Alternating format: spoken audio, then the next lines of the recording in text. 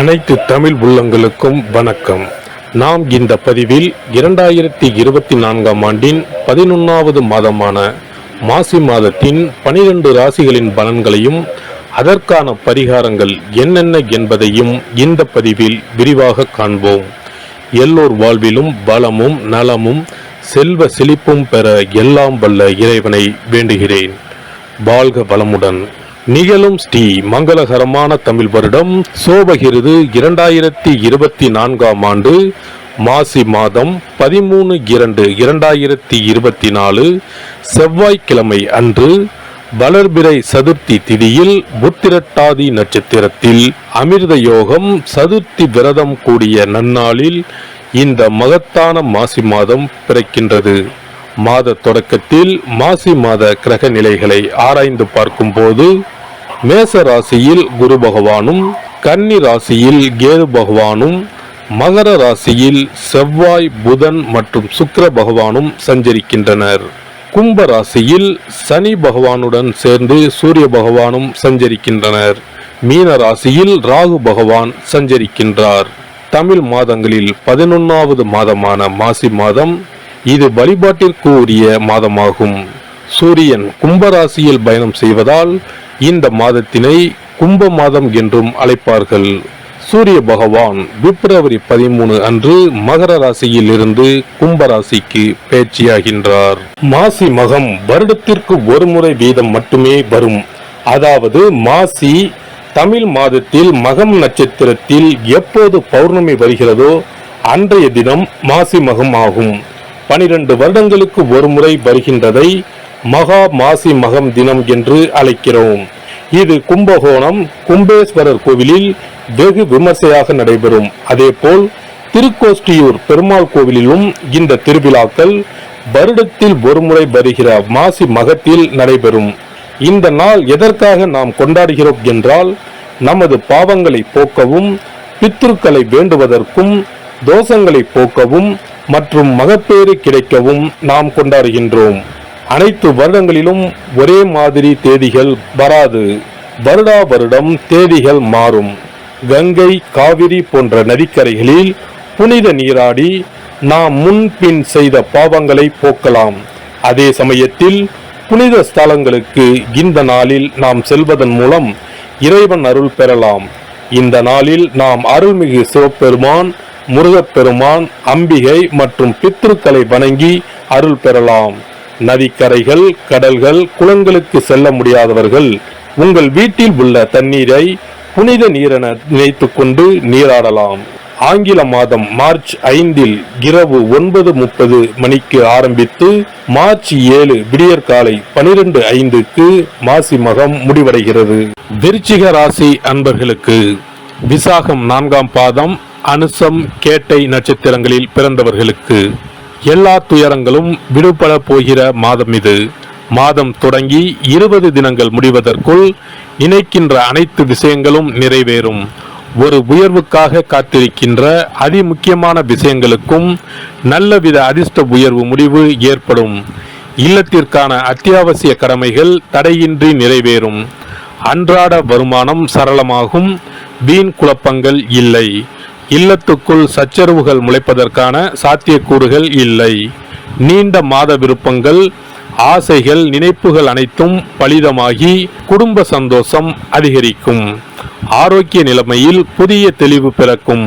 கடன், கன்னி, பம்பு வழக்கு, கோர்ட், காவல்துறை ரீதியான சச்சரவுகள் இந்த மாத 3வது வார ஆரம்பத்தில் இருந்து முடிவுக்கு வரும். உத்தியோகம், தொழில், பணி, பதவி சம்பந்தப்பட்ட உயர்வு, எதிர்பார்ப்பு, சாதக விஷய நடவடிக்கைகள் அனைத்திலும் உயர்வு மாற்றங்கள் உண்டாகும். நிர்வாகம், முதலீடு, வியாபார, பட்ஜெட் சம்பந்தப்பட்ட விஷயங்களில் 3வது வார ஆரம்பத்திலிருந்து மேன்மையான திருப்பங்கள் காத்துள்ளன.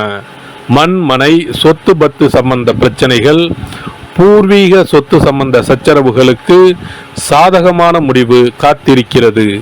அனுசம் நட்சத்திர இளம் இருபாலருக்கும் திடீர் திருமணம் கைகூடும்.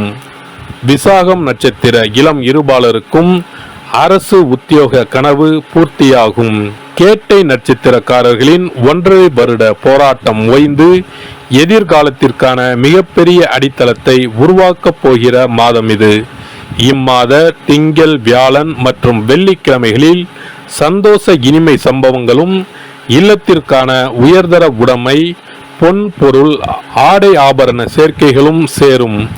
இம்மாத 3, 9, 15, 18, 22, 25 தினங்களில் பொன்பொருள் சேர்க்கையை தந்துவிட்டு மாதம் முடியும். நிம்மதி குறைவு தீர்ந்து பெரியதொரு சந்தோஷம் ஏற்படும்.